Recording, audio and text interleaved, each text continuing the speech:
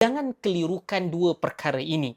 Hukum agama itu jelas satu perkara dan pembahagian kuasa menurut perlembagaan persekutuan pula satu isu dan perkara yang lain.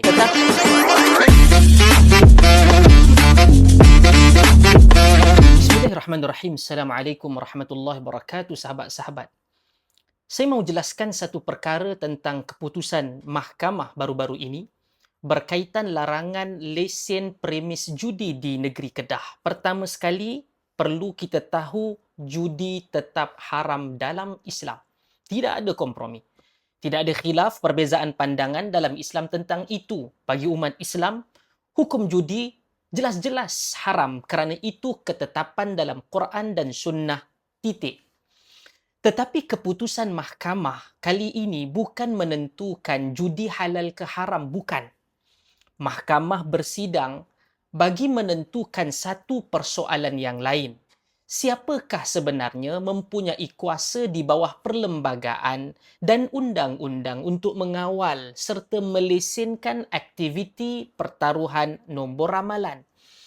Maka pada 12 Ogos 2026, Mahkamah Persekutuan menolak permohonan Kerajaan Negeri Kedah untuk mendapatkan kebenaran merayu. Ini menyebabkan keputusan Mahkamah Rayuan Kekal yang sebelum itu memutuskan bahawa larangan menyeluruh Kerajaan Kedah terhadap pengeluaran dan pembaharuan lesen premis pertaruhan melangkaui bidang kuasa negeri dan bertembung dengan bidang kuasa persekutuan.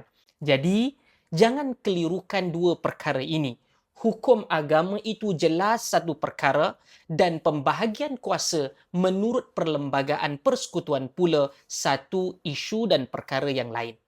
Saya secara peribadi menyokong apa-apa usaha mana-mana kerajaan negeri untuk membataskan akses kepada perjudian khususnya orang Islam selagi dibuat melalui ruang undang-undang yang sah dan berlaku. Kalau PAS Kedah mahu mengurangkan gejala judi, saya sokong matlamat itu. Kalau mana-mana kerajaan lain mahu menghadkan arak atau perjudian secara sah, saya tiada pilihan melainkan mesti menyokongnya.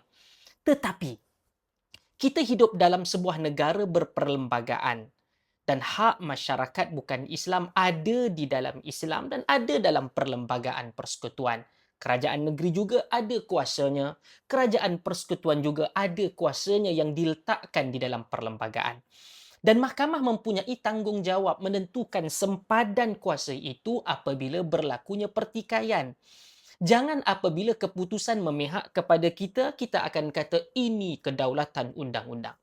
Apabila keputusan tidak memihak kepada kita, tiba-tiba kita pula menuduh orang lain sebagai penyokong kepada jenayah judi dalam Islam. Itu tidak matang dan perangai yang sama sekali salah.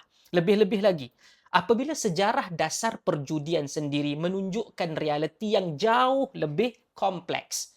Jom saya bentangkan pada Disember 2022, Perdana Menteri Datuk Seri Anwar Ibrahim mengumumkan bahawa jumlah cabutan khas nombor ramalan akan dikurangkan kepada hanya 8 kali setahun mulai 2023.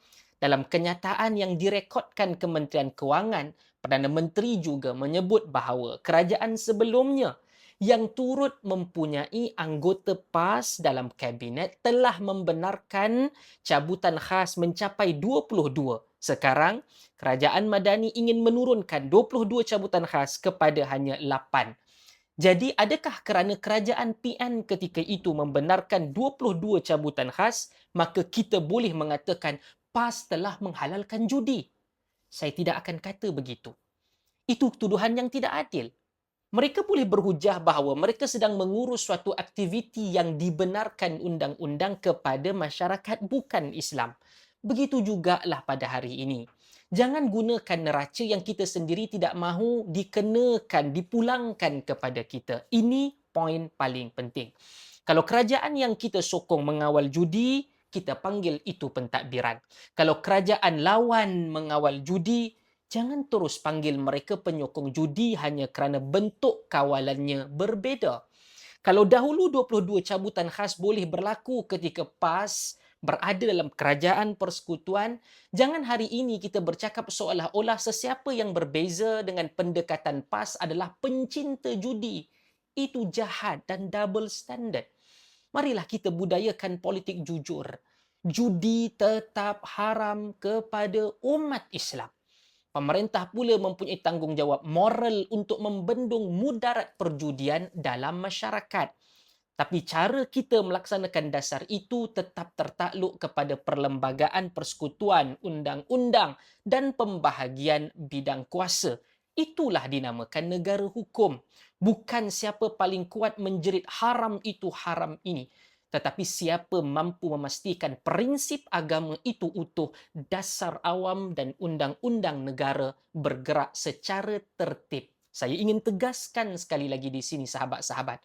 Saya sokong usaha mana-mana kerajaan negeri, termasuk negeri Kedah dalam membendung judi. Tetapi saya juga menghormati keputusan Mahkamah Persekutuan tentang isu bidang kuasa.